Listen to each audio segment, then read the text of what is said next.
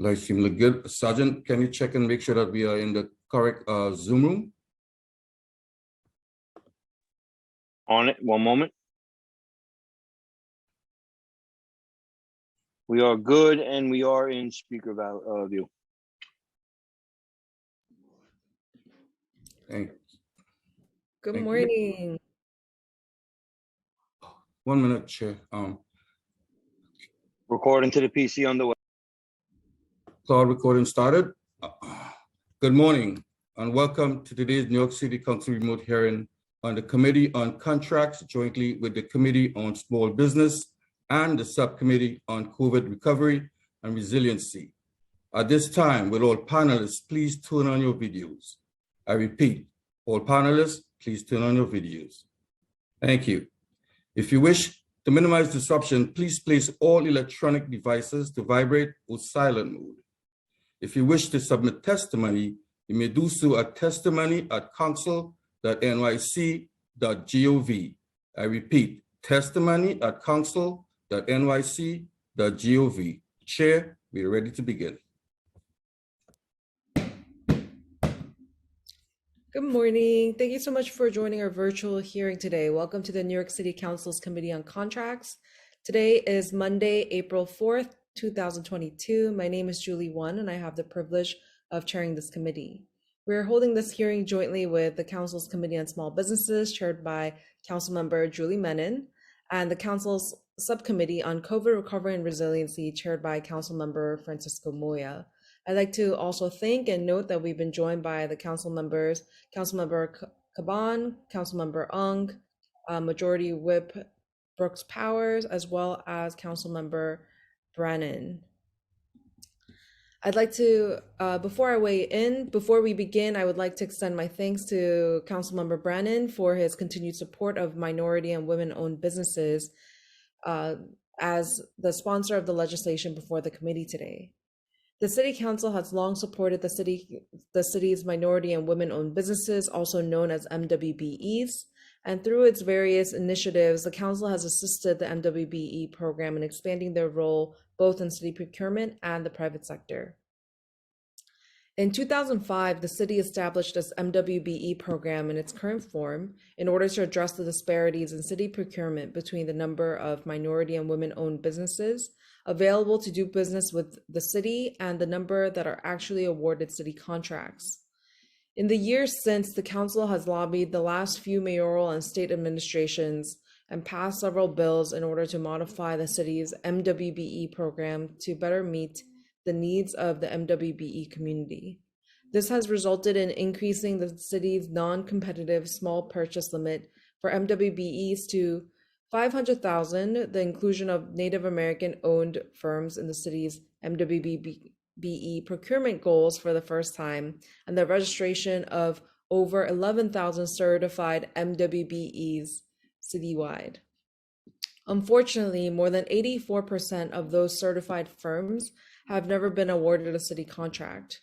The previous mayoral administration regularly boasted the success of its outreach efforts to expand the number of certified firms, but we on this committee believe it is the responsibility of this new administration to close the gap between certified MWBEs and those firms who actually receive city contracts. We know the Department of Small Business Services regularly updates its MWBE database as new firms are certified, but we on the committee would like to know what SBS does after that to get those firms awarded city contracts. We know that SBS offers training, networking, and business development programs, but what about on the agency side? Each contracting agency was appointed a chief diversity officer in 2020 to assist agency contracting staff in selecting MWBEs for contract awards. How has that played out in practice, and what has the experience been for contracting agencies so far? And I also want to acknowledge that Councilmember Narcisse and Councilmember Rivera have also joined us. Thank you so much. As well as Councilmember Linda Lee. We know that the city has a stated goal of 30% procurement from MWBE citywide, but each year the city falls far short of that goal. According to the city comptroller, 11.3% of contract spending citywide has gone to certified MWBEs through the first 3 quarters of fiscal year 2020.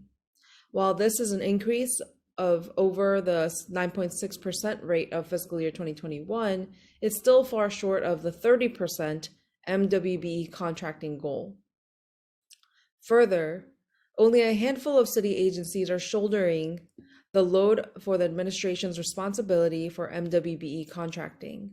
While we commend the best performing agencies this fiscal year, the School Construction Authority, the Department of Education, the Department of Mental Hygiene, to name a few, much more remains to be done to ensure other mayoral agencies are also working towards the 30% utilization goal. During the roughly 16 months of emergency procurements conducted pursuant to Mayor de Blasio's declared emergency from March 2020 to July 2021, the city spent over $3.5 billion in COVID-related goods and services. And out of the 3.5, only $554 million, about 16%, went to MWBEs. This means that even when the city's regular procurement rules pertaining to competitive sealed bidding were suspended, contracts were still awarded to MWBEs only 16% of the time. Further, at least 5 agencies, including SBS, did no business at all with MWBEs for their COVID-related contracts during that time. How can we entrust an agency like SBS with improving and expanding MWBE procurement when the very same agency close to do zero business with MWBEs when there were no restrictions in place to prevent them from doing so? In fact, 2 agencies alone made up more than 40% of the city's total pandemic-related spending. The Department of Citywide Administrative Services and the Department of Sanitation combined to do the most business with MWBEs during the declared state of emergency. Others like SBS, the Department of Parks and Recreation, the Department of Consumer and Worker Protection, shockingly chose to do none.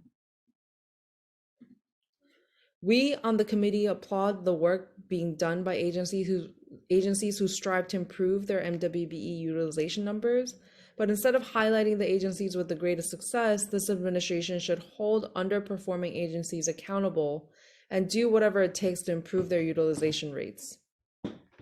The committee does not expect full MWBE utilization from every agency, but when the rate from emergency procurement is at 0, it speaks volumes about the lack of effort to fulfill the goals of the MWBE program on the part of those agencies. We hope this hearing will provide the committees with an opportunity to discuss some of those roadblocks these underperforming agencies are having towards improving their MWBE contracting and what steps the new administration can take to improve those numbers. Like the mayor, we are committed to reaching 30% utilization.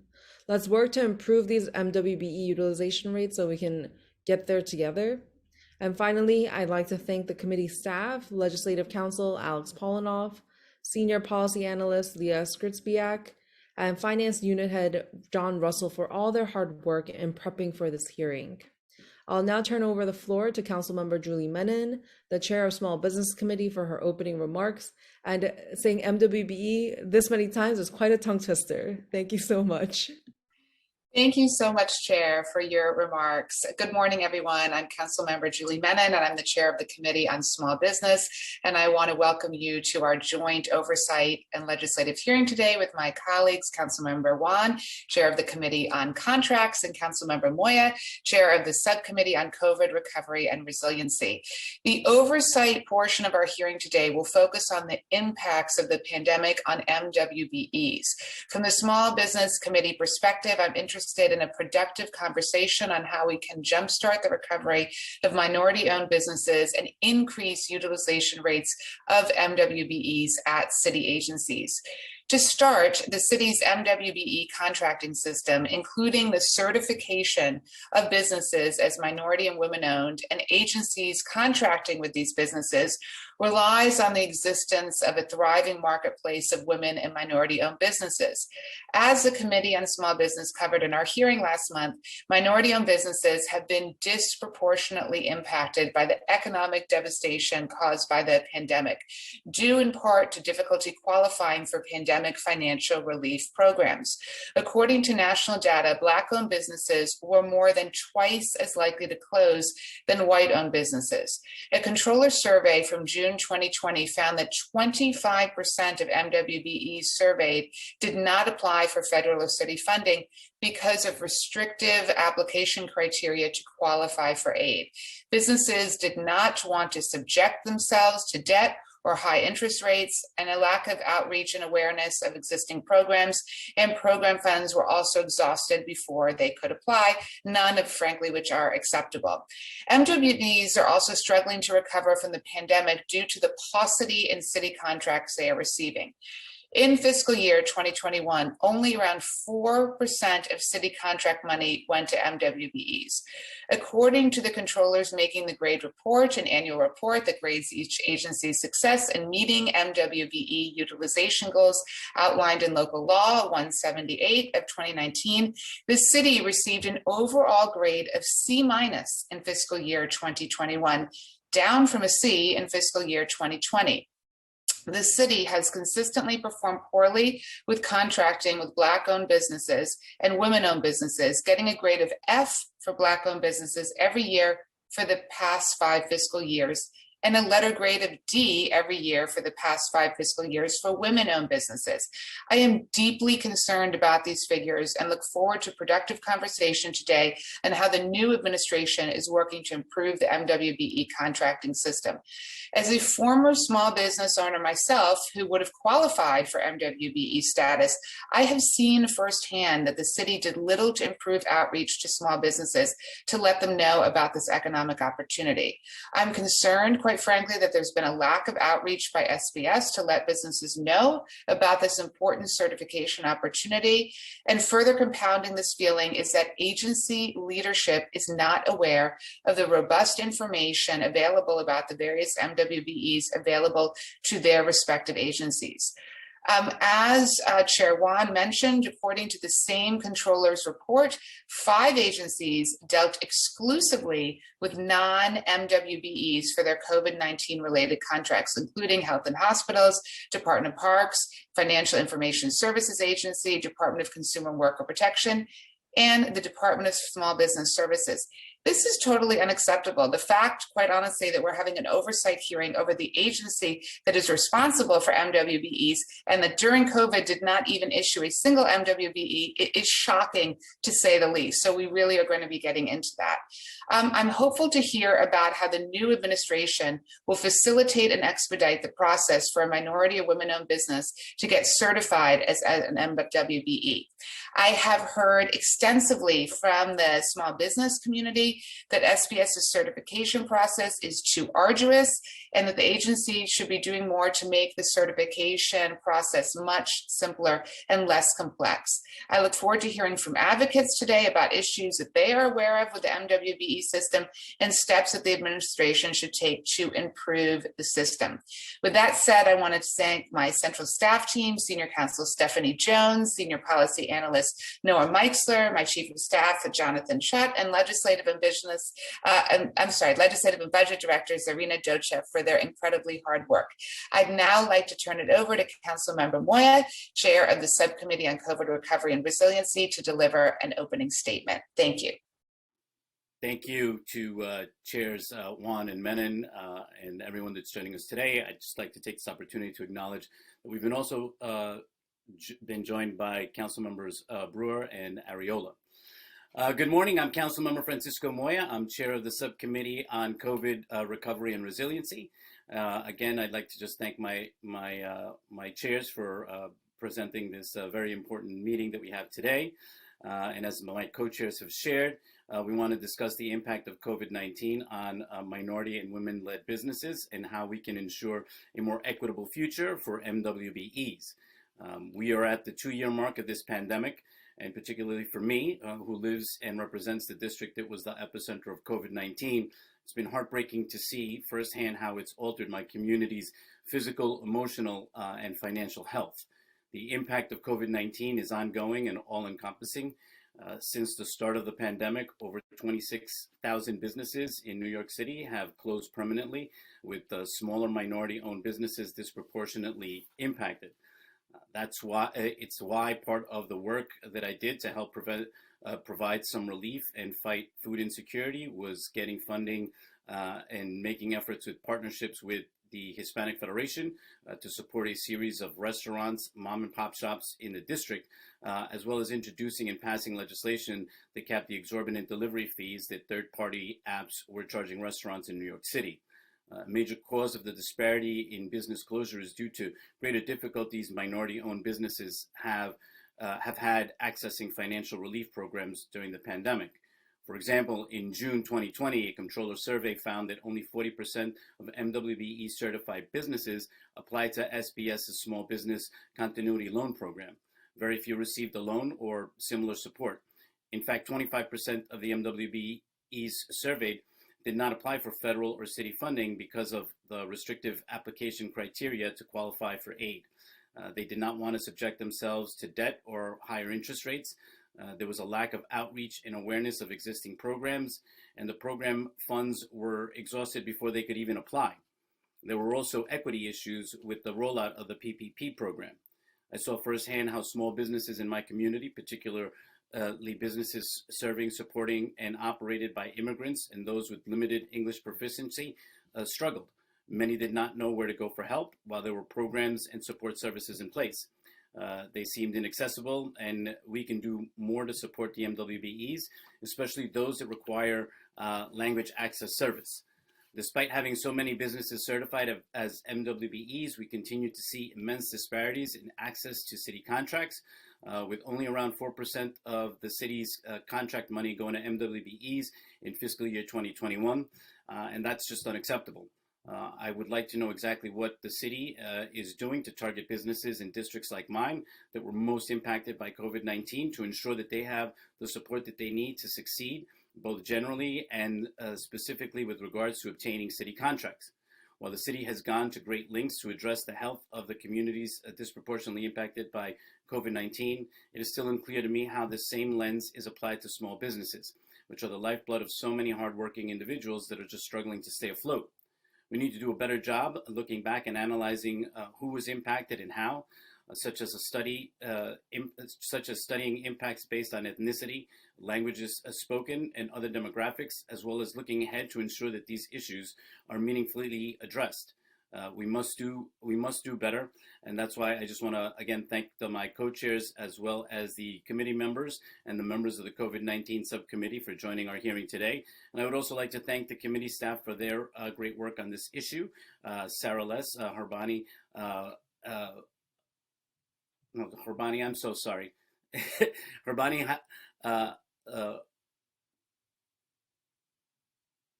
Harbani, I just messed up your last name. I'm so sorry.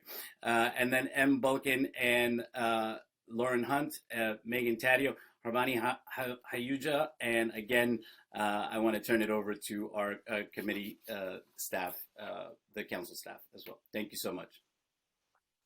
Thank you, Chair. My name is Alex Polinoff. I'm counsel to the Contracts Committee of the New York City Council. Before we get into testimony today, I would just like to remind everyone that you'll be on mute until you're called upon to testify, at which point you'll be unmuted by the host. I'll be calling on the panelists to testify in order, so please listen for your name to be called.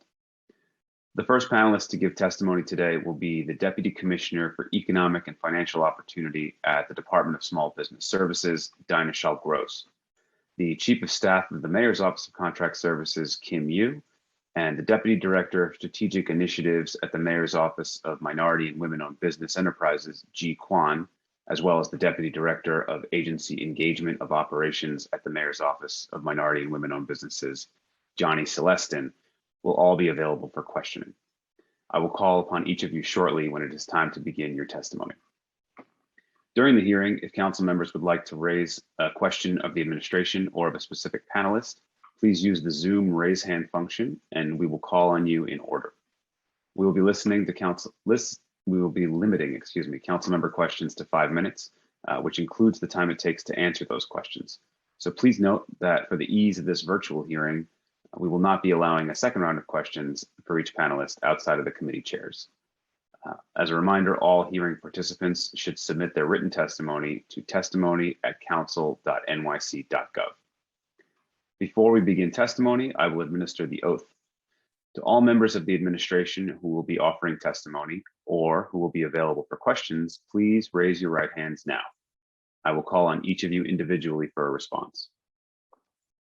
Do you affirm to tell the truth, the whole truth, and nothing but the truth before this committee today, and to respond honestly to council member questions? Deputy Commissioner Gross.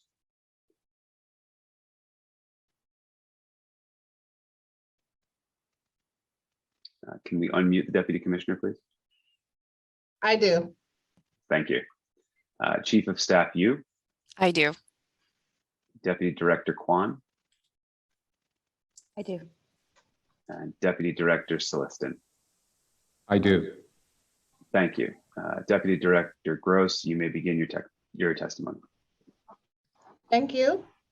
And good morning, Chairs Menon, Juan, Moya, and members of the committees on small business, contracts, and COVID recovery and resiliency. My name is Dinah Shell Gross, and I'm the Deputy Commissioner for the Division of Economic and Financial Opportunity, or DFO, at the Department of Small Business Services, SBS. I'm joined today by G. Kwan and Johnny Celestin from the Mayor's Office of Minority and Women-Owned Business Enterprises, and Kim Yu, Chief of Staff at the Mayor's Office of Contract Services.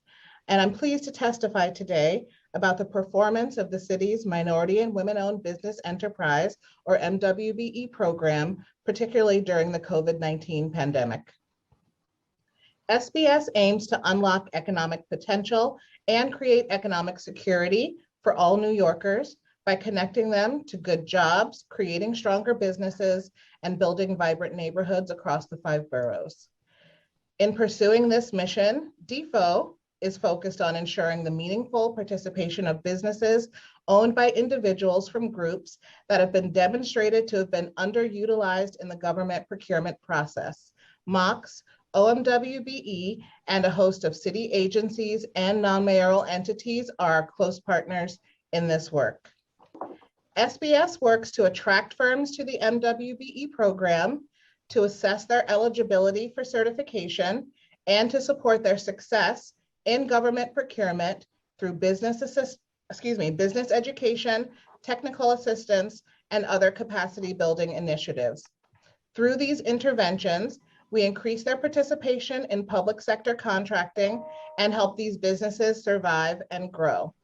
In 2021, 70% of the certified MWBEs that won a contract with the city had used an SBS service beforehand. In addition, we help to ensure city buyers can connect with certified firms and have the training and guidance to meet their MWBE program obligations. I invite you to visit the recently updated online directory of certified firms at nyc.gov/BUY certified by certified to learn about the excellent firms that participate in the city's MWBE program. There are currently more than 10,700 MWBEs certified by New York City, a number that has doubled since 2018. 56% of those firms are woman-owned, with the remaining 45% majority owned by men.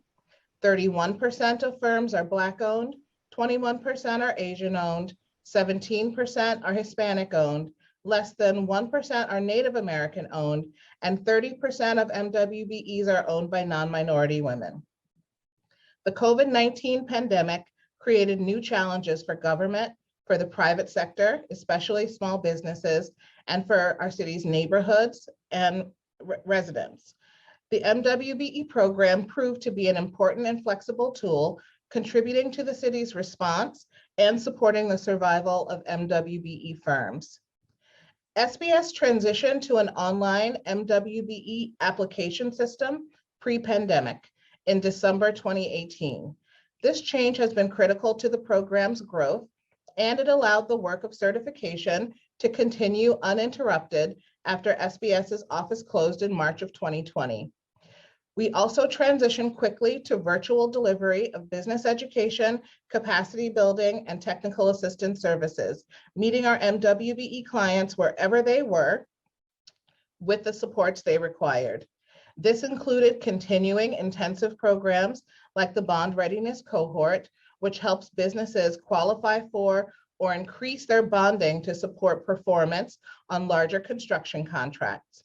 We expanded the content of our Selling to Government business education portfolio to include the full contracting process, from bidding to negotiations and through performance, closeout, and subsequent audits. We also launched an MWBE peer mentoring program, giving newer MWBEs access to expertise developed by predecessors who have experienced success in the program. Nearly 800 MWBEs attended these mentor sessions in FY21. Self-identified MWBEs and those in our certified pool were included in all of the work SBS did to help small businesses survive the financial impacts caused by public health related closures, restrictions, and supply chain interruptions.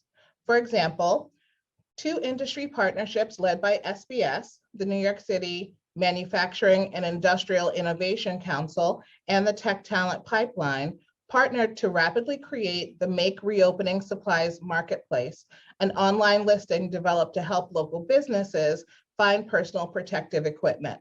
33% of the suppliers listed in that marketplace were MWBEs. We were able to revise the terms for the Contract Financing and Loan Fund for MWBEs, reducing the interest rate from 3% to 0% for emergency contract performance. Since the inception of that program in 2017 through the second quarter of FY22, 147 contract financing loans have been awarded with a total value of $35,906,000.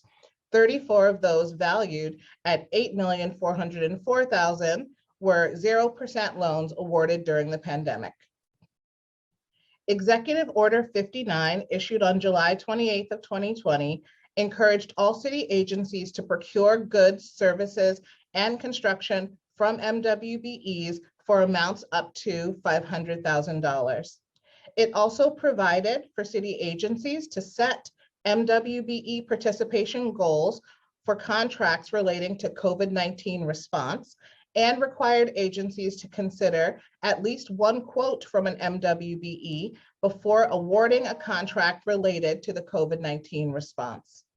Finally, it required the appointment of a chief diversity officer in all city agencies. Executive Order 59 is one example of the kind of innovation that has characterized the city's pursuit of increased equity through the MWBE program. Other innovations have included seeking and winning the authority to increase the threshold for discretionary contracting from $20,000 to $500,000, and creating the One NYC program with added MWBE spending goals for non-mayoral agencies. The impact of these changes can be measured in dollars and cents. The city has awarded over $21.4 billion, or 86% of the total 10-year $25 billion target to MWBEs under the One NYC program since the start of FY15 and through the end of FY21.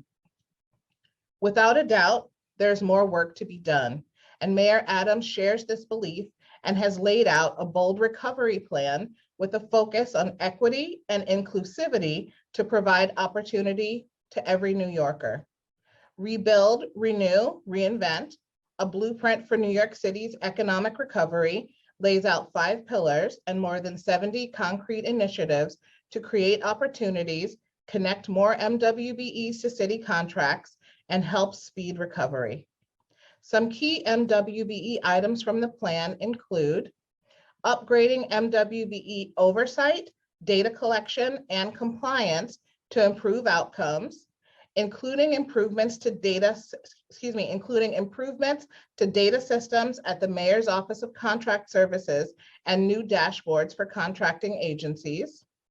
calling on the state legislature to raise the discretionary threshold for MWBE non-competitive small purchase contracts to $1.5 million, building out the MWBE program at the New York City Housing Authority, or NYCHA.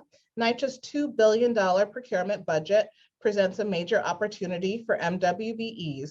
The Mayor's Office of MWBE will work closely with NYCHA to implement MWBE pre-qualified lists, launch a comprehensive vendor mentorship and apprenticeship program, and improve NYCHA's vendor outreach and communications.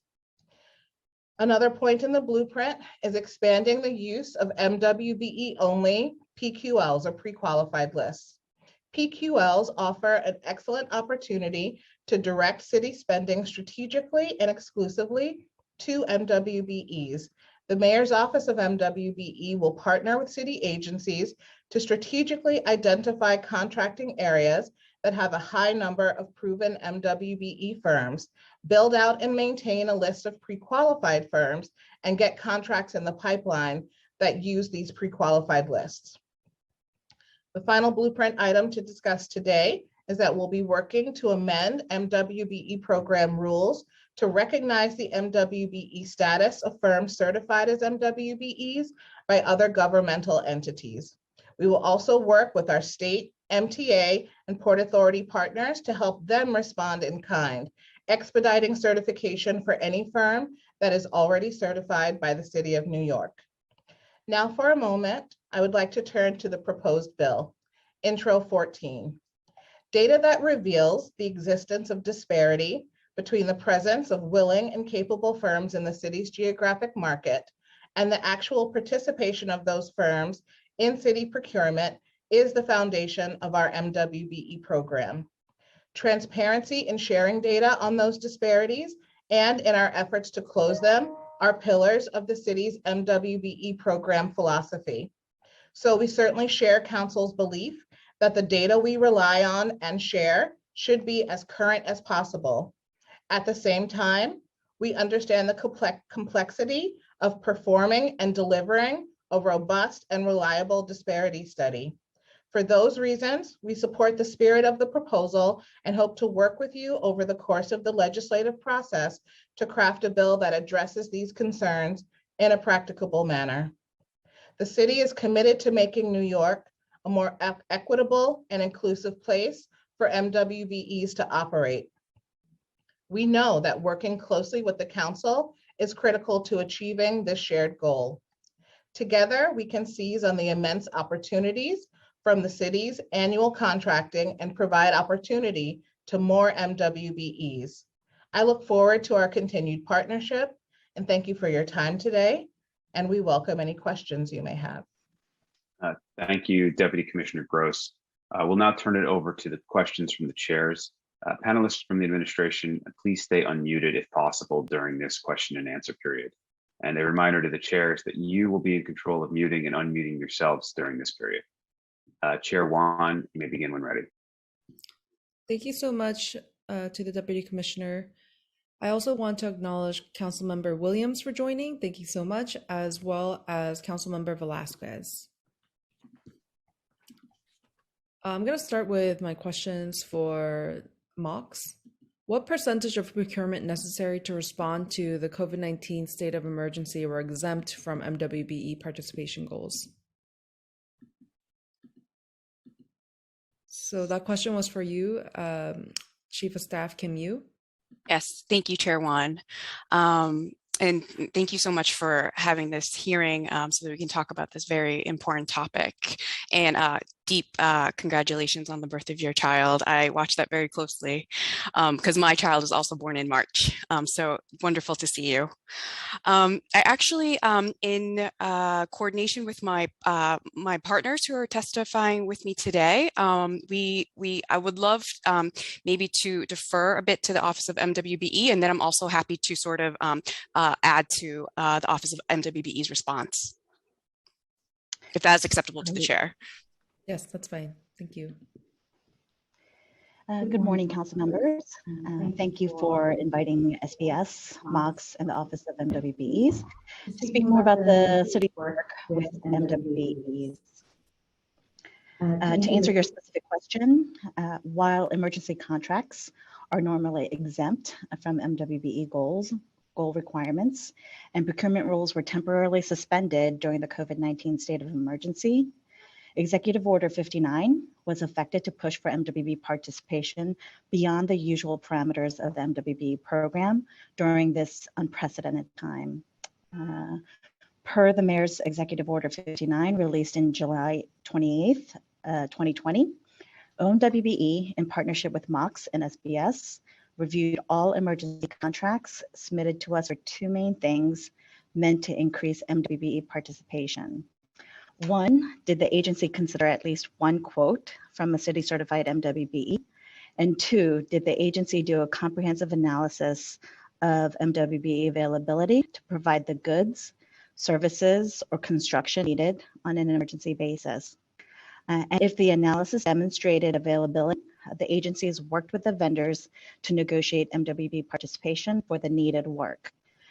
We reviewed each opportunity with the contracting agency, and again, where the availability analysis deemed it feasible, made sure that agencies engaged with the MWBE community and negotiated with vendors around MWBE utilization, either as prime contractors or as subcontractors.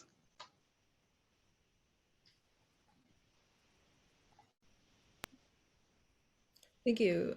Chief of Staff Kim Yu, did you have anything else that you wanted to add? Or Deputy Director John? Or should I move on to the next question? Okay, I'll move on to the next question. For capital projects contracted valued at over 25 million, what percentage of those were divided up into smaller contracts by MOX? Thank you, Chair Juan. So I'll tack this question a bit just by taking a step back. So generally speaking, very large contracts, particularly contracts over $25 million, we do look as a city to break up those contracts. The idea being that if we break up such a large contract, that it will result in multiple contracts, and it will increase the ability for vendors to compete, and hopefully MWBE vendors. So we continue to look to do this, particularly in technology contracts and construction contracts. So it's something that we've been doing and we're looking to do more of in the future. Okay, but do you have the percentage amount? Like what percentage of those were actually divided out of 25 million?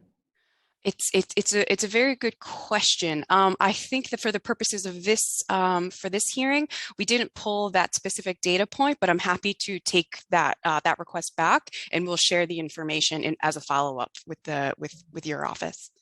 Sounds good. I know that we just talked about the Executive Order 59 from Mayor Bill de Blasio. It encourages city agencies to use their power under Section 311 of the city charter to award contracts under $500,000 to MWBEs without a formal competitive process, which I know that you were saying that the city was pushing for.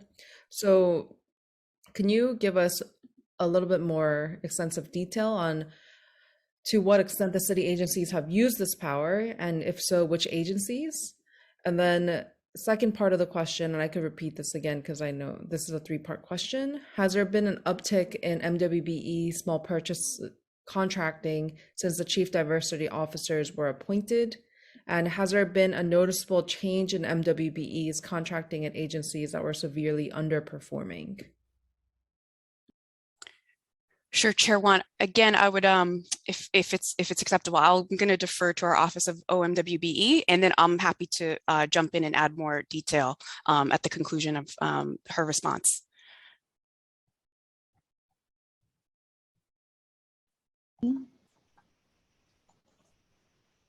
Thank you for muting me. So I can tackle from the start, and then if you have any further questions, please feel free to ask. When an agency has a purchasing need under 500,000 and there's MWBE availability to provide those services and/or construction, agencies have been using MWBE non-competitive small purchase award method wherever practicable. Since its inception in March of 2018, the city agencies have awarded over 3,500 contracts valued at over 322 million through the end of February 2022. The original MWBE small purchase method was first launched in March 2018 as the innovative procurements. And the CDOs were appointed in August of 2020 in the midst of the pandemic. So to get to your question about the uptick in MWB small purchases since the chief diverse officer appointed, it's tough to say if the appointment of CDOs have had a direct effect on the rate of awards using the MWBE method. But what we can say is that although there was a slight decrease in the number of MWBE small purchase awards during the emergency period, the total value of awards to MWBEs using the method remained fairly steady through the emergency period, mostly because the average award value increased, again, due to the increase in the threshold from 150,000 to 500,000. So while the number of awards during the emergency period decreased slightly, the average award value increased. So from about 80,000 in fiscal year 20 to about 104,000 in fiscal 21.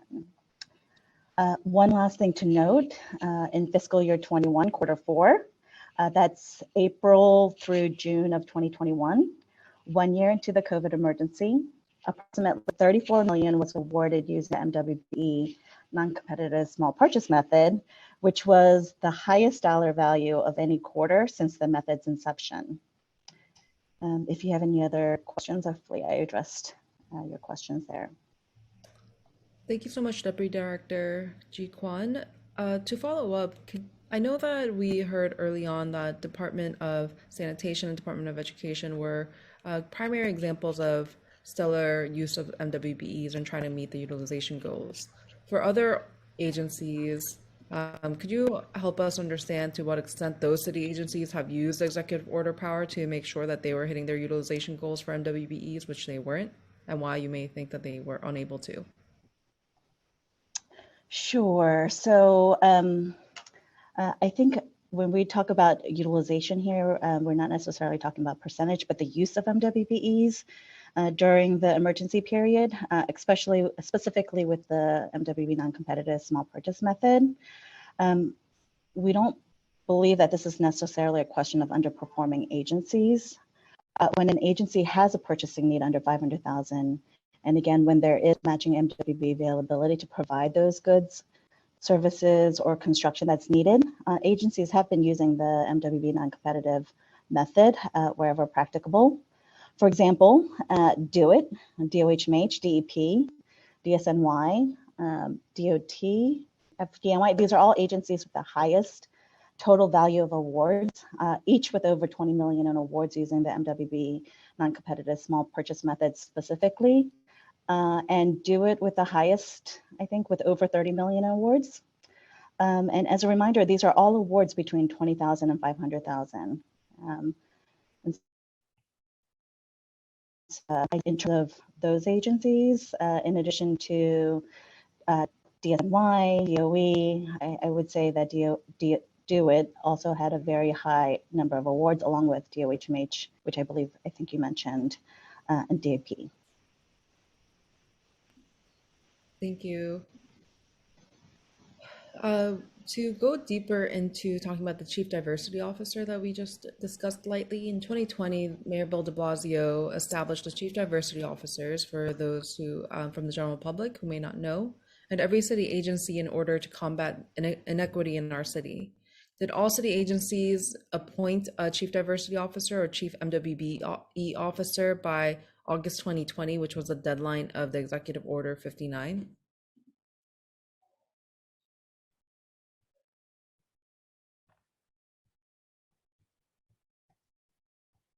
Yes, Deputy Director? Thank you. Thank you, Chair Wan. The straight answer to your question is yes. And the list is currently published on OMWBE's website. Okay. And I also want to acknowledge Councilmember Nurse for joining us. Thank you so much. And I have 3 follow-up questions for Chief Diversity Officer. How does the city hold the chief diversity officers accountable for their agency meeting their MWBE goals? Accountability is a collaborative effort between each agency's CDOs, the commissioner, the MWBE officer, ACOs, and the program team. And this is done in partnership with OMWBE, MOX, and SBS. Additionally, CDOs are meant to have a direct reporting line to their commissioner, and the director of OMWBE has regularly scheduled monthly meetings with most CDOs and meets more frequently with CDOs of select larger agencies like DDC. OMWBE, SBS, and MOX also hosts monthly MWBE trainings, which are designed to empower CDOs, MWBE officers, ACOs, and program staff in meeting their MWBE goals.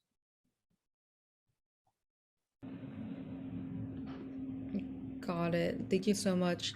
And everything that you just described, has that resulted in more non-competitive small purchase contracts being awarded to MWBEs or contracts overall?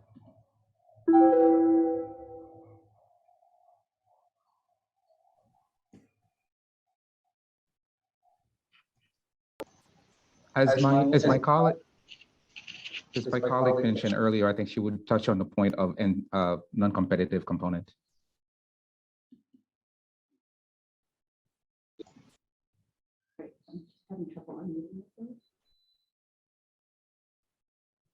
Thank you.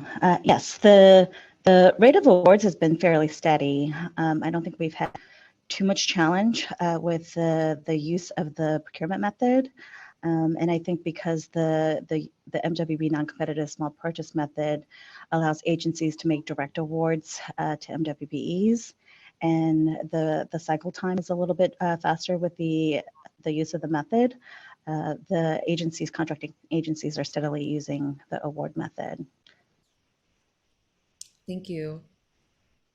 The city is largely subject to lowest responsible bidder standards for city contracts. What obstacles does this present in terms of awarding more contracts to MWBEs? And then I have two follow-up questions. To what extent do solicitations play a role in the ability of city agencies to award contracts to MWBEs? And how frequently does MOX work with city agencies to ensure their solicitations are appropriately scoped?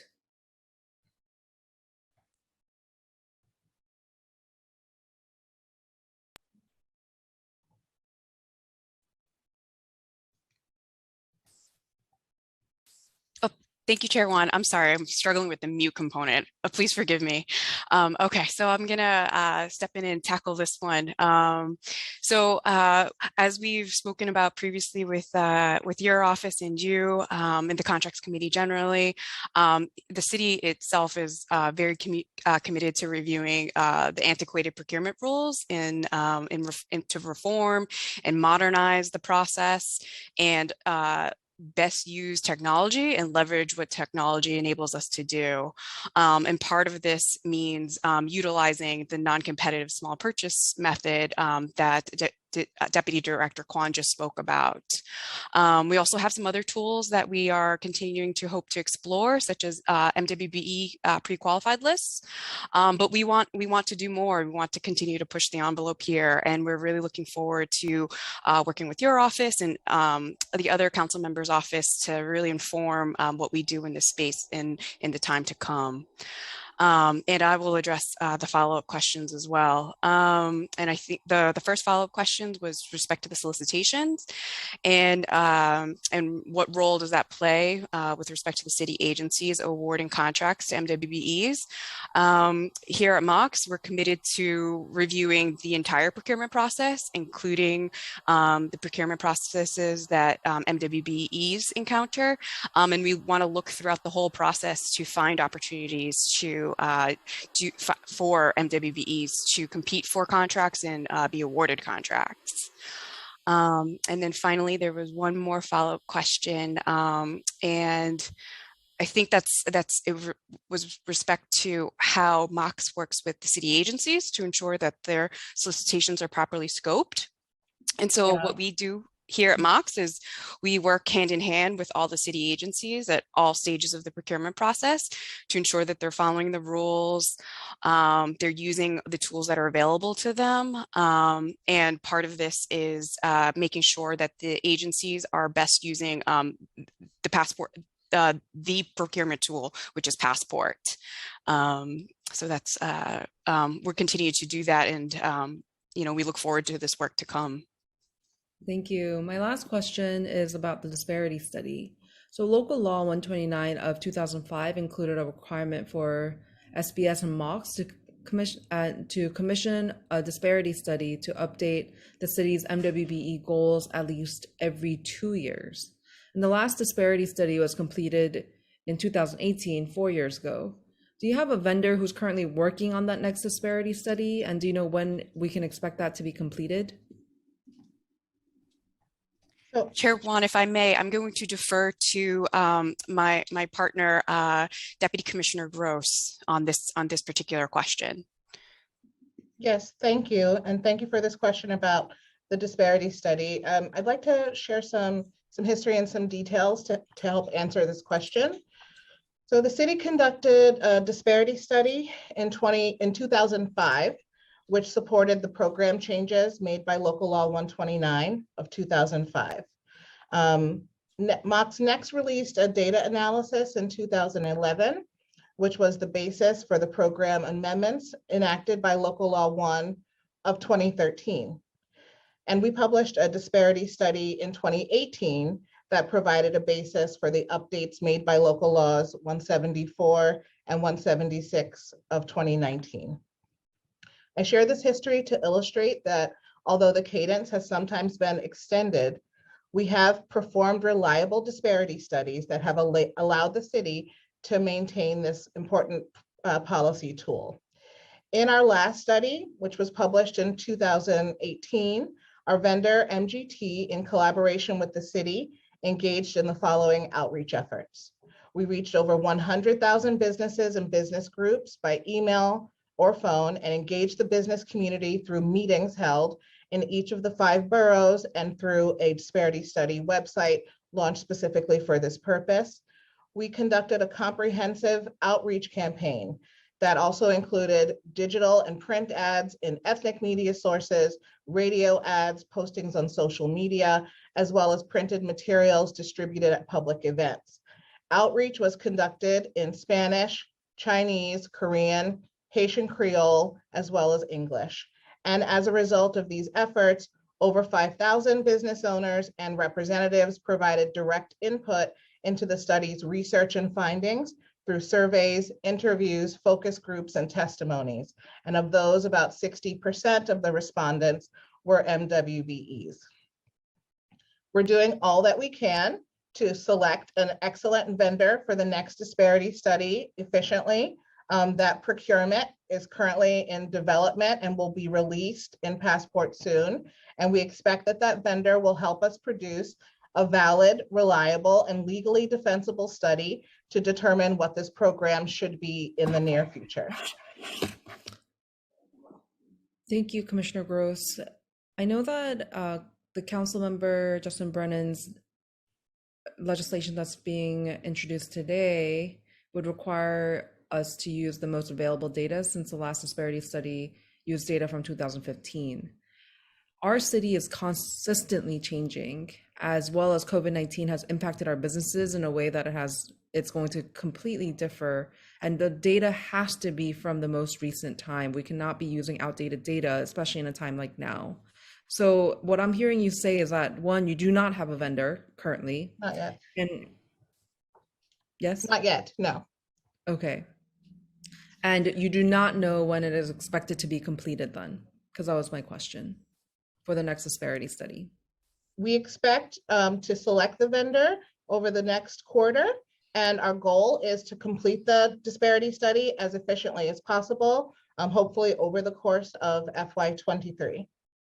Okay, and can you commit right now publicly on what year data you would like to use for this study, so that we're not using outdated data, especially because MWBEs have been impacted so severely by COVID-19? So transparency is really important to us, and I think it's a real strength of the city's MWBE program. SBS, MOCs, and the agencies publish procurement plans annually, compliance reports quarterly, and those include robust data appendices on this portion of the city's spend. So the disparity study will include valuable insights, including the presence of willing and available firms in the city's entire geographic market and their participation, their experience in attempting to participate in city contracting. But it's definitely not the only way to understand how the programs and initiatives that are part of the MWBE program are running. Much of that data is available to council and the public, including our certified firms, at all times at the click of a mouse through SBS's website and MOCS's website and the MWBE program tools included there. So for the disparity study, we want to define a study period that has complete data. It'll be, the end of a fiscal year, and to define that to allow the study to proceed as efficiently as possible. And again, we'll work with council to align that expectation with what's practicable given the data that will be available to the vendor at the time the study commences. Deputy Commissioner Gross, even if the data is available at the click of a mouse, it is still by law that you are required, the administration is required to produce the disparity study every 2 years. And these disparity studies are the only way for the city to update its MWBE goals. So it's imperative that we receive up-to-date data on how the city programs and initiatives support the MWBE's working. So we look forward to continue to keeping you accountable. And I will now pass it back to the host, Alex Polinoff, and then Councilmember Menon will begin her questions as well. Thanks, Chair, and I'll turn it to Chair Menon for questions. Thank you so much. So I am deeply concerned about a lack of outreach by the City of New York on MWBEs because these numbers are frankly abysmal. So I want to drill down on specifics. How much money is being spent to advertising and promote MWBE opportunities in the city? In what publications are you advertising, and in how many languages?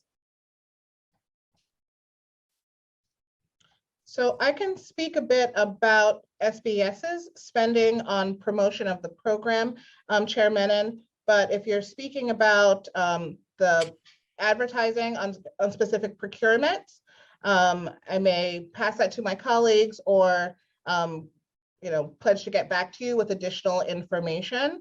In FY21, SBS spent $117,000 on digital ads to attract MWBEs to the program.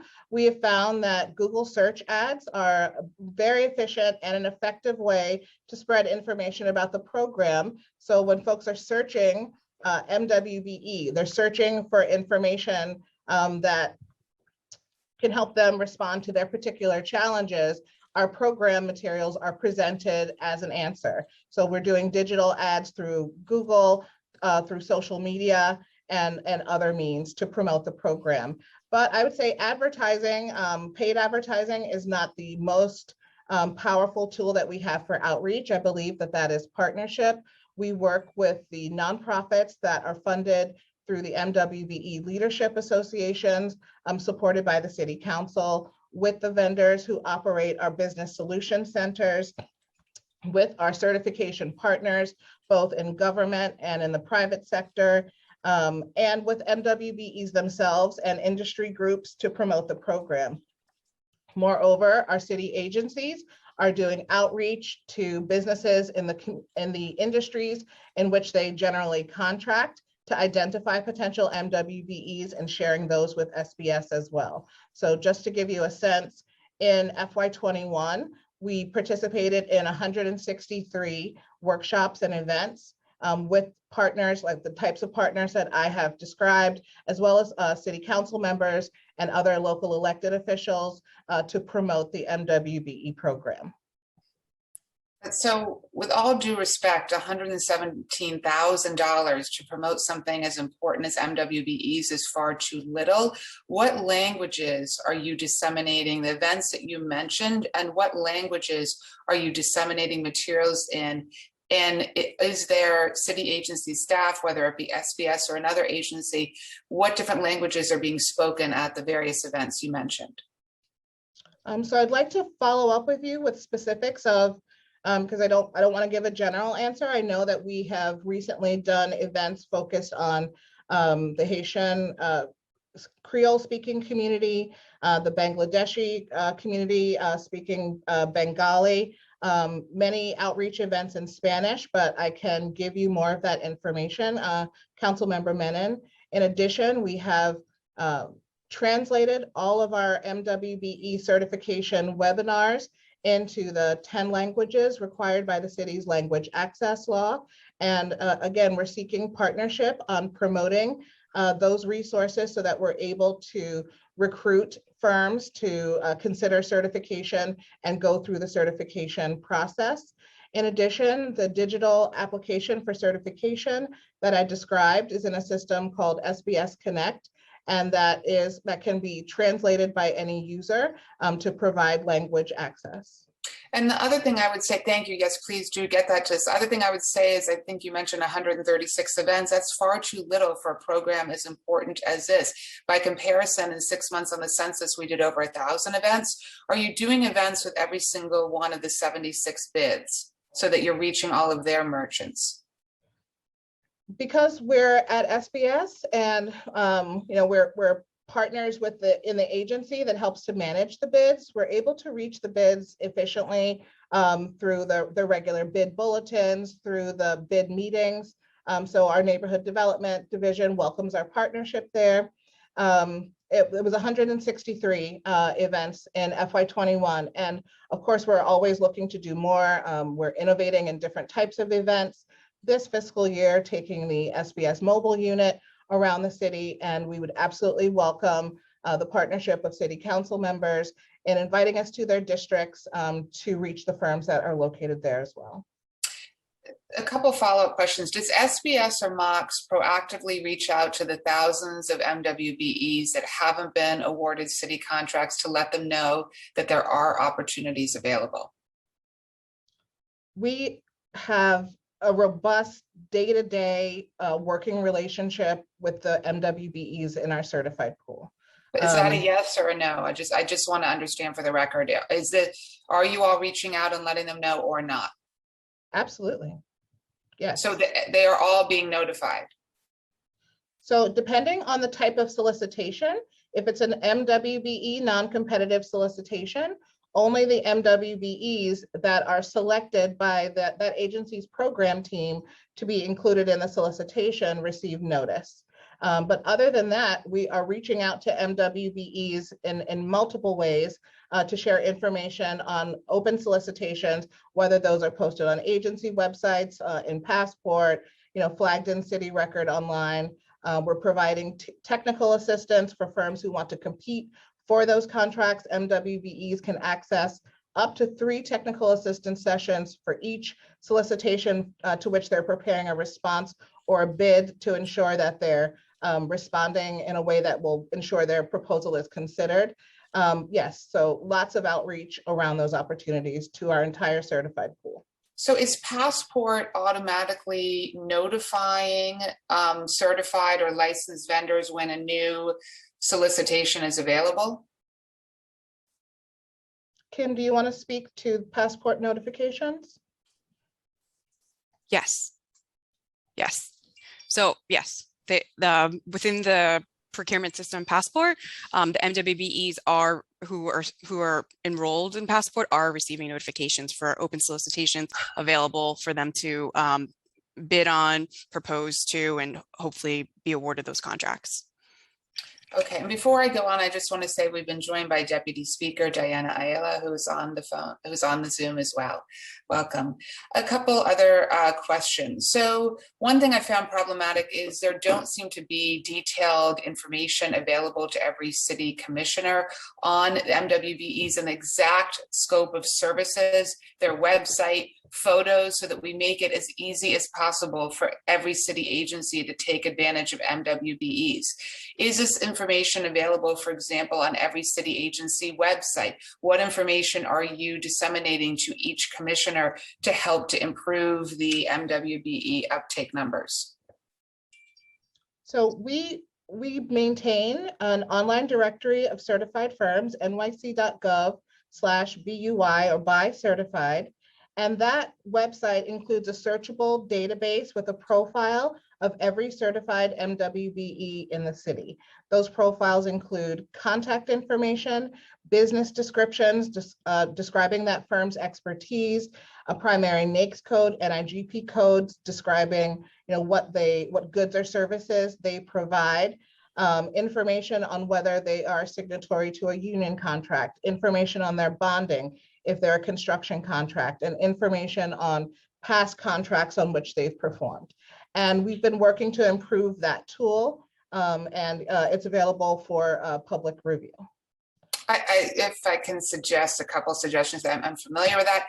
The problem with it is, like, if you want to, for example, hire a website designer, or you want to hire something, whatever it might be, there should be photos, there should be detailed links to websites, there should be photos of past work. We want to make it as easy as possible for every agency to be able to access that. So I think that would be an important change. I want to get into the Controller 2020 report that we referenced in our opening statements. The details of 5 agencies that dealt exclusively with non-MWBEs during COVID-related contexts were Health and Hospitals, the Parks Department, Financial Information Services Agency, the Department of Consumer and Worker Protection, and SBS. So this is unbelievably unacceptable. The fact that the SBS agency that has oversight over MWBEs itself was on this list of agencies. Why were no contracts awarded by SBS to MWBEs for COVID-19 related contracts? So I'd like to look into this more closely. As you're aware, Chair Menon, SBS's budget includes funding for many pass-through entities that are not SBS's core work, such as the Navy Yard, EDC, NYC&Co, and others. SBS, for its own work, was not a significant consumer or user of the emergency contracting method. And on its local law 1 contracts for FY21, I believe we achieved 94% MWBE utilization on our contracts covered by local law 1. So you're absolutely right. We take this incredibly seriously. I'm not actually sure to what set of contracts or contract the comptroller was referring, but I'm happy to look into it and get back to you with that detail. It absolutely was not part of SBS's core work of service delivery to workers, businesses, or our NDD team.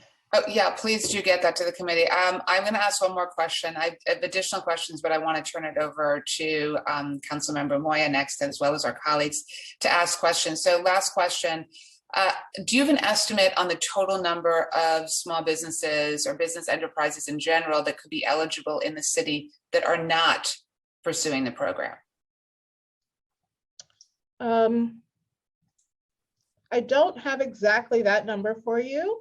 We did do an analysis that leads us to believe that there are about 1,300 firms in our geographic market that are currently certified by the state or another governmental partner and have never been certified by the city. So those are the firms that we are hoping to reach efficiently through the Blueprint Initiative, increasing reciprocity between the city and state. But I'm happy to try to get the larger number for you as a follow-up to the hearing. Okay, thank you. I'll turn it back to Committee Counsel. Thank you. Thank you, Chair Menon. I will now turn it to Chair Mwbe for questions. Thank you. I'll be brief. Thank you, Deputy Commissioner, for your testimony today. So can you just give the certification breakdown of MWBEs by ethnicity, Latino, Asian, African American? Do you have that? I do. I have percentages. I think I included percentages in the testimony, but are you looking for numbers as well? Yeah, I'm looking for numbers. Okay, just one moment and I'll turn to that for you. And while you're looking for that, in the same vein of that question, what are the geographic breakdown of the MWBEs contracted during COVID? And were you targeting local companies that were embedded in the communities that were most impacted by COVID? Okay, I'll give the answer about the composition of the certified pool. And then if one of my colleagues at MOX or OMWBE can share those additional details about the emergency contract utilization, that would be helpful, or we'll follow up. Okay, so of the 10,665 MWBE firms that were certified at the close of FY21, 2,261 were Asian owned, 3,300 were Black owned, 1,847 were Hispanic owned, 3,252 were owned by non-minority women, and 5 were owned by Native Americans. Of the women-owned businesses, you asked about location, actually. So let me go to that. Yeah, the demographics of the Yes, contracts that were awarded. At the end of FY21, we had 7% of the certified pool located in the Bronx. That was 734 firms. 18% of the certified pool located in Brooklyn, 1,869 firms. 21% of our certified pool in Manhattan, that's 2,292 firms. 15% of the certified pool in Queens, 1,637 firms, and 3% of our certified firms in Staten Island for 283 certified MWBEs. 36% of the certified pool at the end of FY21 was located outside of the 5 boroughs. Our program's geographic market includes Long Island and counties in near New Jersey, and also in Westchester and near upstate New York. So the requirement is that the firms have a nexus with the city of New York, but they're not required to be located within the 5 boroughs to be eligible for certification. Got it. And I want to go back, and I'm sorry if this question was already asked. I had to hop off for a vote, but I just want to go back to the outreach, in particular to mostly immigrant communities. My district was the epicenter of the pandemic. How did you focus your outreach for those disproportionate impacted communities during COVID-19? Can you just run me through what was the outreach that was done? Yes, I would say that definitely during the pandemic, I mean, we didn't abandon any of the tools that we've used previously in attempting to reach firms, but we really did double down on partnerships as a way of reaching those communities. So we were producing, toolkits with the information, whether it was about changing regulations, financing assistance programs, other supports for small business survival and worker survival during that time. And we were sharing those toolkits with hundreds of partners across the city for them to turnkey that information to their constituencies through the types of channels that work best for them. And I think those partnerships were absolutely essential to our success in spreading the word of our programming during that time. But we always want to do better and do more. And I think this is not just a problem of the MWBE program. It's not just a challenge for SBS. How to create deep knowledge about the availability of government services for the communities that need them most is a pervasive problem for government. And we absolutely welcome creative input from the council, professional advisement, and we're constantly trying to innovate internally to improve on this. We do communicate with our MWBEs often through email. We are in touch with all of them at least monthly through email, and also by advertising events and working with them deeply to overcome challenges that they're having. So during the pandemic, you said you offered a variety of programs to help MWBEs get certified and access to opportunities. Have you suspended or significantly reduced the programs that were offered during the pandemic? No, not at all. In fact, we increased our programming during the pandemic by, as I described, adding additional content for our selling to government, business education programs, by launching the MWBE Mentor Program to create a space for peer learning within the program. And we really have continued to deliver services remotely at the same or a higher rate than pre-pandemic. What was the budget that was spent in offering these services during the pandemic in multiple languages? In specifically, as this was happening, the city was offering small businesses to apply through their portal to if they had a factory or a company that would make face masks, right? You were told to go onto the website. We found that it was very difficult for many companies who would apply through that website to even get a response back in a timely fashion.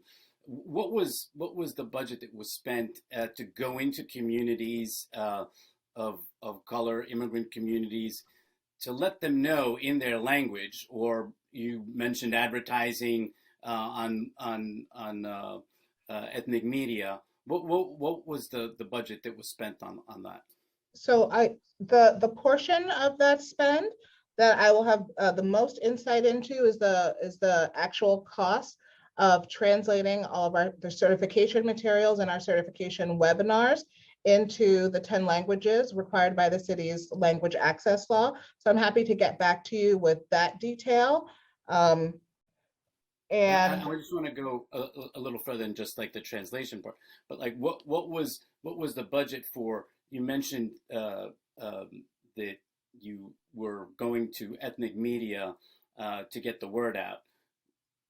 What was that budget? So our spend was the $117,000 that I described, but I'm sure there's additional budget details for the larger agency spend.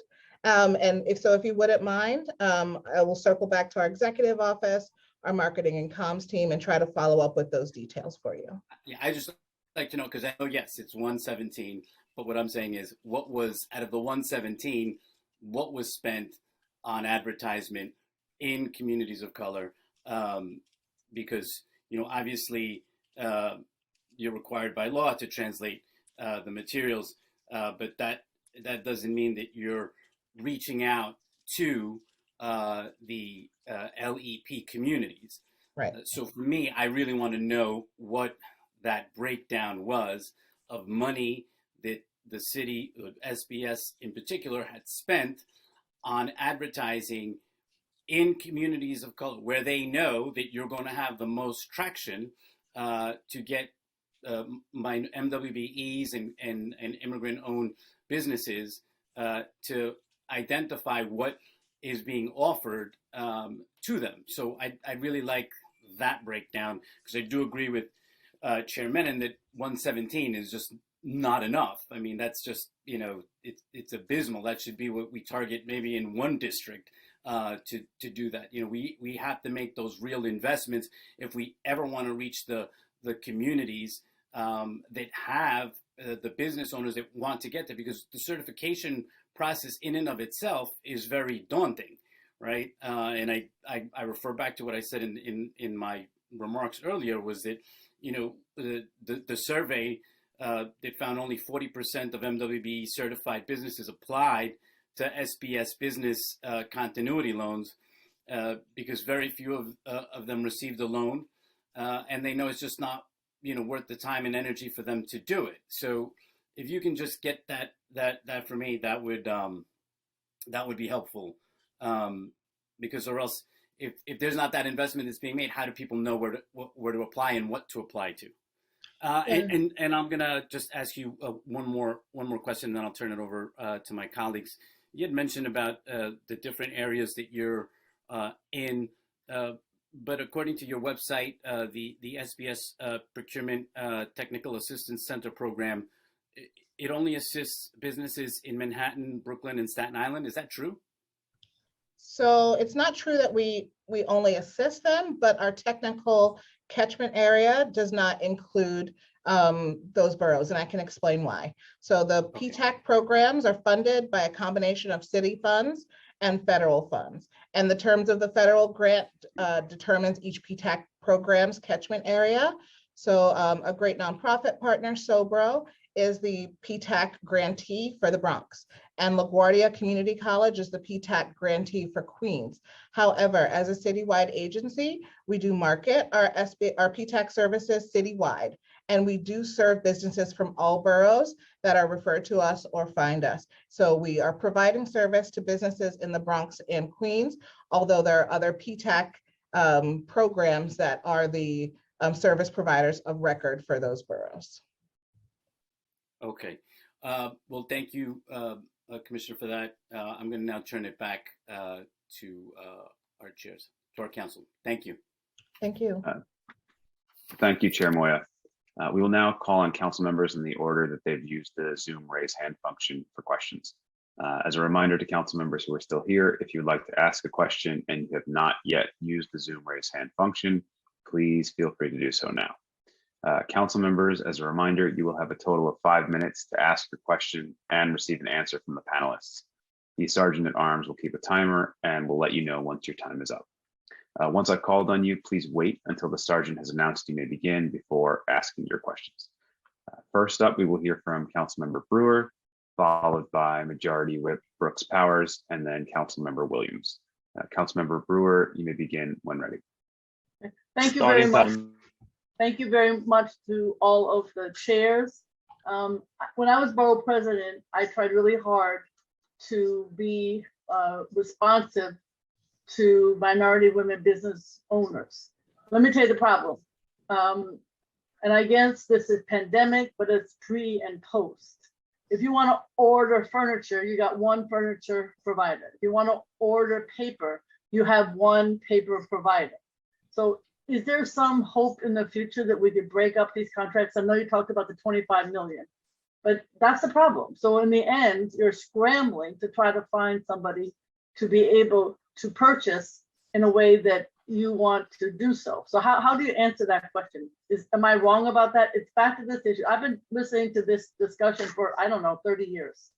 And the issue is that we end up with, we have to pay less to Staples or the furniture provider, rather than try to negotiate with what I would consider firms that either may give you better product or smaller, and the ones who, how do you answer that, number one?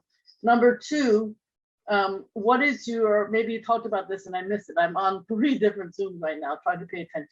But one of the issues is there are people who try to game the system. Did that happen more during the pandemic? Do you catch them? What is your rate of that issue? Because that is a concern. People say, you know, I'm the daughter, I'm in charge, but it's really still the father.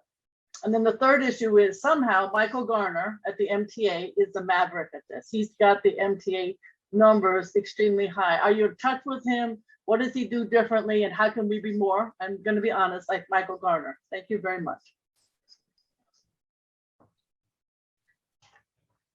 So I'm trying to think of the order in which to tackle those questions. I think when you're talking about there being one large vendor for various types of goods, are you referring to the city's requirements contracts? Yep. So we are working to support MWBE firms in participating in those requirements contracts, but also looking closely as those contracts expire at what availability is in the pool and how agencies can better take advantage of the MWBE availability. We've also in upgrading the online directory improved a lot of challenges with the way the MWBE firms are coded. So it's easier for agencies to identify them, to find them when they're looking to purchase a good or a service of a particular kind. So that is going to ensure that MWBEs who do go through the work of certification, are not invisible in the system and can be found. So that's not happening now, is what you're saying. I was begging when I was borough president to try to get, and I don't know, I'm sure in the city council, we had HR people who were dying to do the right thing, and we just couldn't. It wasn't possible. So that will change, is what you're telling me? I'm trying to understand what you're saying. It has changed. I would say the online directory now, it's easier to search that pool to determine the true capacity and expertise of those firms. We're allowing, for example, for firms that sell goods to have 100 NIGP codes so they can describe those goods at a fine level of detail so that you can identify them. Before, you might have needed to search with a keyword and then, a NIGP code, and those lists might have been over and under or under inclusive. We've cleaned up those codes and there are no gaps in codes for any of the firms in the online directory. So I believe that should be a major improvement. In terms of people trying to game the system, we try to share with businesses what the eligibility criteria are for the program so that they can self-assess their eligibility before doing the work of applying, because we don't want any business to do the work of pulling together those answers and documentation and have their time wasted. But there are close cases. And I think what you've described is an example of those close cases where there's a family-owned business, where perhaps the woman owner of record owns 51% and 49% is with, a spouse or another family member who's male-owned. In those instances, we are auditing or doing, at least a desk audit for all of those businesses to determine if that woman owner has and is exercising day-to-day ownership, operation, control of the firm. So I don't want to say that those applicants are trying to game the system, right? They may think that because they have 51% ownership on the shares, that they're eligible for the program. But if that woman owner is not exercising control, signing contracts, signing payroll, then they may not be eligible for the program. And so we use close scrutiny of those cases to make those determinations and ensure that we're providing a legitimate pool of woman-owned firms for the. Okay, is that Time expired. Okay. All right, then you have one more quick question about Michael Garner. Do you want to speak to that, G? I don't disagree with Councilmember Brewer's comment about Michael Garner. I do just wanted to provide a quick, to elaborate on the question about the purchasing. And so I think one of the good things, especially supported by the Executive Order 59, where agencies are really encouraged wherever they can, especially for goods purchases, 500,000 and under, to utilize the MWB non-competitive small purchase method. And so especially for goods purchases like the paper purchases that you mentioned, even for select furniture purchases, we have discussed with DCAS some allowances for furniture purchases off of not from the requirements contracts, but to the extent possible, we are encouraging agencies to use the MWB non-competitive small purchase method as the first procurement method that they can, where there's MWBEs who sell those particular goods that is identified as the need. What about Michael Garner? Who's going to talk about Michael Garner?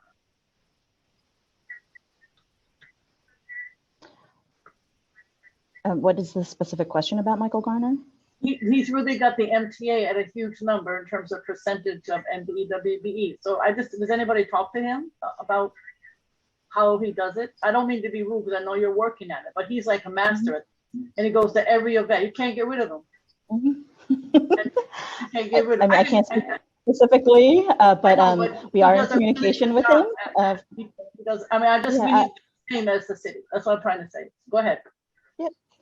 We are in communication with Michael Garner, and happy to follow up with him additionally for more suggestions. We're always open to the idea, whether from Garner or from the council, in creative ways to improve our our MWBE utilization, but happy to follow up.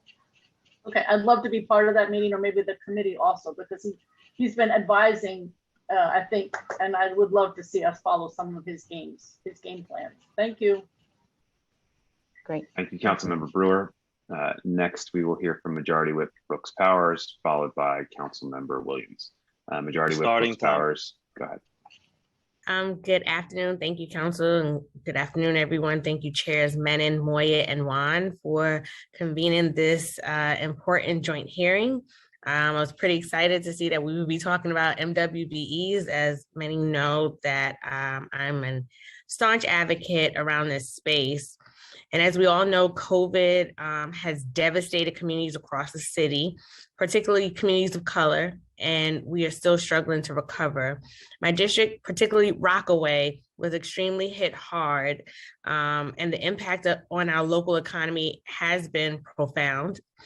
Some businesses have bounced back, but many of our storefronts are still shuttered, and business owners have faced persistent setbacks. I'm pleased that these committees are convening to discuss COVID's impact on our local businesses, and I have a couple of questions I just wanted to touch on. First, with respect to the administration prioritizing underserved communities to receive small business opportunity fund support, what outreach to date has the agency done and plan to do to conduct to notify the public about this fund? How many businesses is the agency projected to support across the boroughs? When will the funds be available? I'd also like a commitment today from the administration to provide the data once these businesses have been identified, the breakdown in terms of what borough, what districts. And then many of our cities, MWBEs, have never been awarded city contracts. So what outreach is the agencies conducting to attract these businesses? And if so, how are the agencies working to connect with harder impacted communities, which I know SBS is no stranger to and has worked collaboratively with me in the past, even with the JFK redevelopment, knowing that there's a great need for a lot of our smaller businesses that may not have engaged with the city before to get some additional support. So interested in understanding what the city is doing to address that. Thank you, Council Member, for that question. I want to ask a clarifying question for the portion of your question that was focused on a fund. Which specific fund are you referring to? The Small Business Opportunity Fund. So I think you're referring to an item in the blueprint that is prospective work for SBS. Our MWBEs will be invited to participate in that program, but it's not an MWBE program specific intervention, unlike the contract financing and loan fund, for example. So I'm happy to pledge to follow up. Our IGA team is listening today. We'll get back to you with information about a planned rollout of that fund, but it will target businesses, including our certified pool, but not limited to our certified MWBEs. And I think the remainder of your question was focused on, you had questions about outreach. I did want to share that we do look at the distribution of our certified pool by every political subdivision, including by council district. And in FY21, there were 150 certified firms in your district, 31. And those firms in FY21 won contracts valued at $7,456,000. And that would not have included, those are city contracts alone, those wouldn't have included the JFK related contracts that you referred to that are funded through other mechanisms. So these are just local law 1. And we are reaching out to those firms in the ways that we have described through partnership with your office, with nonprofit partners, our bids, our chambers of commerce, through community and ethnic media, and through email, email from the passport system, email from SBS with telephone follow-up to ensure that they're aware of opportunities. And thank you for that, Deputy Commissioner, and it's great to see you also.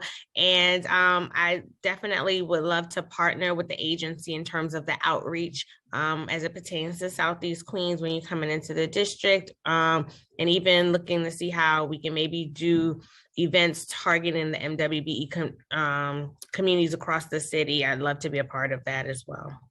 Thank you so much. Thank you, Majority Whip Brooks Powers. We will now move to Councilmember Williams for questions. Starting time. Thank you, chairs. So many of my questions actually have been asked, so I do not want to be repetitive. I'll just say that I look forward to working with the chairs here and the administration. A lot of my concerns, of course, rest in diversity within diversity and being really proactive around how we support MWBEs with some of the major projects, even if it's a state project. I know sometimes the different layers of government can get a little complicated. I also want to say that in my experience, we found that the city actually does a much better job than the state and the Port Authority. So kudos to you for that. And I think some of the things that Councilmember Brewer mentioned with Michael Garner, I think the same could be said for a lot of SCA projects. And a part of that is the fact that the MTA and SCA and other initiatives really provide the space to build capacity and opportunities to get capital, which has been one of the significant barriers for a lot of MWBEs. Also, the continued issue around needing to have a certain threshold around bonding and insurance, which has also been a little bit problematic for a lot of the MWBEs. And so I'll just stop there and say I look forward to working with you guys. I don't have any specific questions. Agree with a lot of the sentiments that were raised here and really want to work with you all to figure out a way to address this issue. It is clearly a systemic issue that we have not addressed adequately in meeting our thresholds for 30% MWBE. Thank you. Thank you, Councilmember Williams. We'll now move back to Chair Wan for additional questions. I want to acknowledge Councilmember Mealy for joining. I do not have additional questions, so I will pass it on to Chair Menon to see if she has any additional questions. Thank you so much. Yes, I do have an additional question. I just want to make sure that MWBE information is being disseminated at every single public-facing city center. So all the various centers that the City of New York operates, making sure that MWBE information is there. Is it also available at the 59 community boards, at the 76 bids, making sure we're using every tool in our toolbox. If that's not happening, want to ensure that we get a public commitment today that the administration will do that moving forward and not just disseminate information, but make sure that there is true language access and equity and that we're disseminating information in a multitude of languages, more quite frankly than the 10 languages required, given that over 200 languages are spoken in the city.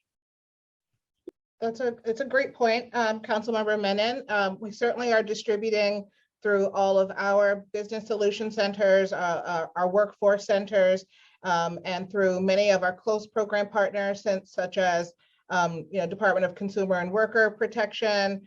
I believe we've done some dissemination in partnership with the City Commission on Human Rights, but you're right to ask for a comprehensive kind of survey of that.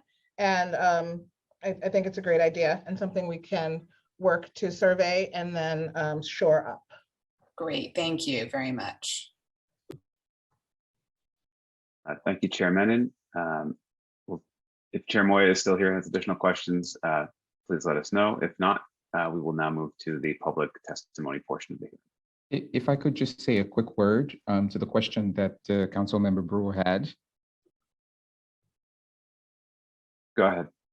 Yes, I just wanted to add that our leadership at OMWBE meets, as it relates to MTA, meets regularly with the MTA team on a biweekly basis whenever they have their New York City, New York State State of Black Affairs meeting. So we participate in that. And wanted to add also that in that partnership the city has really looked at the MTA program in part to create our own models, for example, the DDC mentorship program. And finally, just wanted to add that, part of our legislative agenda includes increasing the threshold to 1.5 million. And so that's something that we want to achieve, and it would be something that's in alignment with a number of other agencies. And so we work very collaboratively with MTA, with SCA, and look at where there are opportunities to leverage learning from them to apply to our programs. So just wanted to share that. Thank you. And actually, we'll turn to one more round of questions from Councilmember Brewer. Starting. I want to thank you for that. I just want to say the way that Michael Garner operates is I could not get him off a phone of a bid or a Chamber of Commerce. He just pops up everywhere. And that gives the MTA positive feelings about the NBWB, as well as the fact that people are listening and then they say, oh, maybe I should participate. So that's what I'm suggesting. I mean, it's a different kind of outreach, but he shows up on every single phone call that a bid or a chamber is doing. So I would just suggest that. And that might be one way to do the outreach. It doesn't cost anything except a huge amount of time. And at the end of the day, you're like, we got to sign up for the MTA's program. Just a suggestion. Thank you. Thank you, Councilmember Brewer, and thank you, chairs, and to the administration for testifying today. We will now move on to the public portion of the hearing. I'd like to remind everyone that unlike in our typical council hearings, we will be calling on individuals one by one to testify. Today, we will be limiting each panelist's speaking time to 3 minutes. So please begin once the sergeant has called the timer. Council members who have questions for a particular panelist should continue to use the Zoom raise hand function, and we will call on you after the panelist has completed their testimony. For panelists, once your name is called, a member of our staff will unmute you, and the sergeant at arms will set the timer and give you the go-ahead to begin. Please wait for the sergeant to announce that you may begin before delivering your testimony. I would like to now welcome Meredith Phillips to testify. Meredith Phillips, you may begin when the sergeant's called the time. Starting time. Thank you, chairs and committee members, for the opportunity to submit testimony today. I'm Meredith Phillips Almeida, and I currently serve as the director of the New York City Small Business Resource Network. Launched in October 2020, the NYCC Small Business Resource Network, or SBRN, is a comprehensive approach to strengthening New York City's economy and accelerating the recovery of small businesses impacted by COVID-19.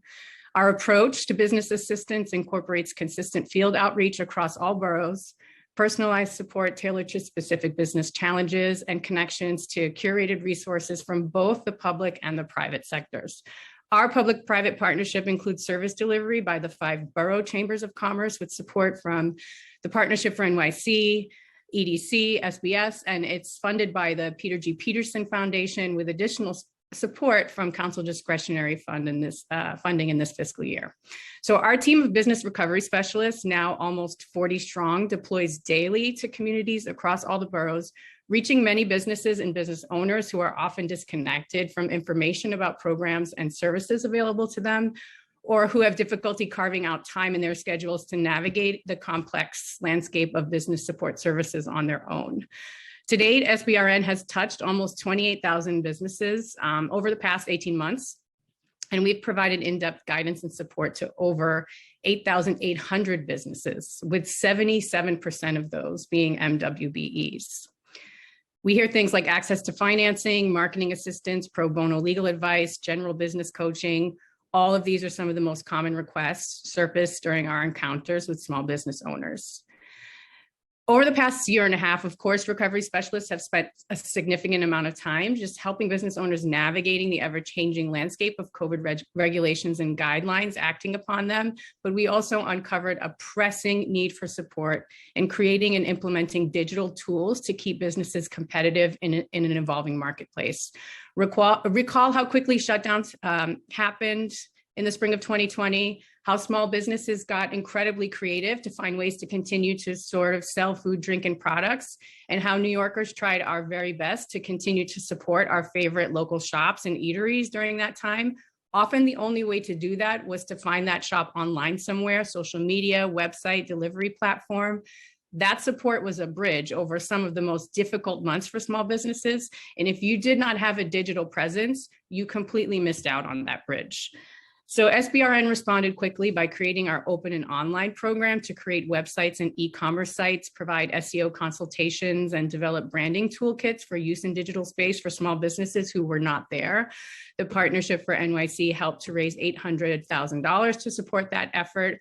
Today, we've completed about 400 projects with a target of 800 complete by June, and 90% of those projects are for MWBEs. This kind of support in entering digital space remains crucial for MWBEs and legacy businesses. I would say that an emerging need is also the ongoing support and technical assistance once you have those tools so that businesses can realize the full potential of them. And I have a little bit more testimony, but I will submit that to you. Thank you, Meredith Phillips. As a reminder to the members of the public who are still on, if you have submitted testimony or you wish to testify today, please use the Zoom raise hand function now. If not, we will move to the chairs for their closing remarks. Okay, seeing none, let's move to Chair Wan. I actually have a question for Meredith. Meredith, could you share with us what kind of digital services or digital assistance you did receive from SBS so far, and what is available so that we can have an idea in scope? Because I saw that firsthand in my district as well, where small businesses were relying on the bids or the Chamber of Commerce in Queens to help them, and there was only one paid professional to help them create a website or help them understand how they can use which food app to help them deliver. Sure. Just to clarify the question, are you asking what services we utilized from the city, or? So we actually created our own program to build websites directly. I mean, it was an emerging need and we needed to address it quickly. And the Partnership for NYC responded by raising funds, and we created our own program to build websites for businesses that needed them throughout the pandemic. Meredith, was that because the city was not offering these services that you had to step in? Because that's what we saw in Queens. Yeah, at the time, there was not a program offered by the city to build websites directly for small businesses. Is there something offered now for small business owners from the city? Related to building websites? Yeah. I believe that there is something in the works that hasn't launched yet. And I know we've been in a number of conversations with partners at agencies about sort of this emerging need, not just the building of the website, but what comes after, the technical assistance that's needed to help the business sort of use that tool. And I know that agencies are talking about that now, but I can't speak to sort of what's in motion. Got it. Thank you so much. Welcome. Okay. Councilmember Menon or Mwbe, did you have any other questions before I close for my part? No, I do not. Thank you. Okay, thank you. I just wanted to thank my committee staff for hosting this hearing, as well as my joint chairs here for Councilmember Menon on the Committee of Small Businesses, as well as Councilmember Mwbe for the Subcommittee on COVID Recovery and Resiliency. And I want to also thank the administration for coming to testify and for sharing all of their knowledge and insights on what is currently happening. And I want to thank all of my fellow colleagues, council members who have joined us today, as well as the general public who came to take their time to testify. I just want to acknowledge that for the time that we are on this call, from 10 a.m. until it was perceivably potentially until 5 p.m., that when we did reach out to small businesses, especially minority and women-owned businesses, they replied back on saying how this time is not something that is feasible for them, especially on a Monday during lunch hour, where during this time they are either serving lunch or servicing people who have come to their businesses during lunchtime, during their breaks, as well as preparing for dinner hour, their dinner shifts. So I just want to acknowledge how it's going to be really important that we continue to do outreach, as Councilmember Menon has said, in multiple languages, as well as in different avenues and mediums so that people can participate. So we will continue to push to have written testimonies brought in, especially for those who could not participate this way. And I also want to acknowledge Meredith Phillips, who came here to raise something that we did not get to address directly with Deputy Director Gross, who had to move on, about digital services for the city.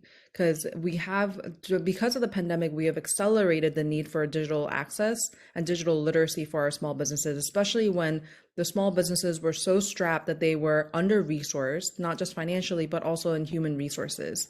Now, small business owners, especially women and minorities, were doing it all. They were servicing their small business and trying to figure out how to build a website, figure out how to use all of these different apps and compete in this competitive landscape digitally in a way that they have never had to before.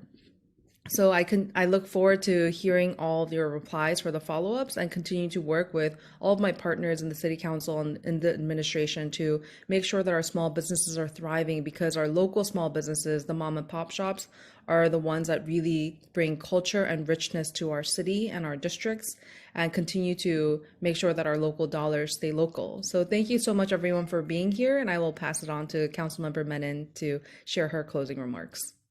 Thank you so much. I really want to thank Chair Juan and Chair Moya and all of my colleagues who were on, who asked such important questions. Thank you to the administration, and thank you to the council staff for all their hard work in this hearing. As Chair Juan talked about, the fact that this hearing was being held, obviously it needs to be held during the middle of the day. We're not saying otherwise, but it's very onerous on small businesses to be able to come and testify. And I think sort of endemic to the problem that we have is pointed out that we don't have a lot of testimony today.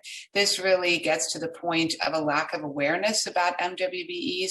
It would have been terrific if the thousands of businesses that are women and minority owned who have not received these opportunities would have been able to testify, but they really don't know about the opportunities. So how are they then going to come and testify? So that's really one of the fundamental problems, is a lack of outreach. So I'm really urging the new administration to turn a new page on MWBEs. This isn't the opportunity that we sorely need to have an equitable recovery in our city, and to make sure that we're doing everything possible to support MWBEs. So we've asked for a lot of information from the administration. So we really expect that we're going to get a detailed and fulsome report of the information we requested. And I look forward to continuing to work with my colleagues to make sure that we are doing everything possible in terms of oversight over the MWBE program. Thank you. Thank you, Chair Menon. I guess we'll turn it back to Chair Moya for closing remarks. Well, thank you so much, and thank you again to both my colleagues and Chair Juan and Chair Menon for this very important hearing that we had today. Look, I think if anything, what we've learned is that the previous administration just totally missed the mark on communities of color, immigrant communities that suffered through the pandemic. We have a responsibility as a city to do better.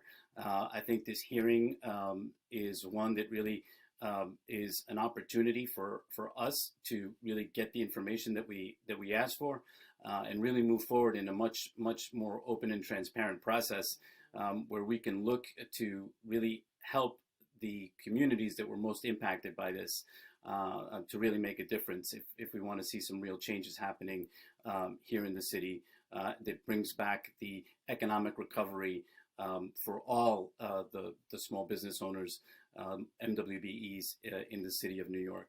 So thank you very much, and thank you to the staff for doing such a tremendous job in helping us get through this hearing today. Thank you.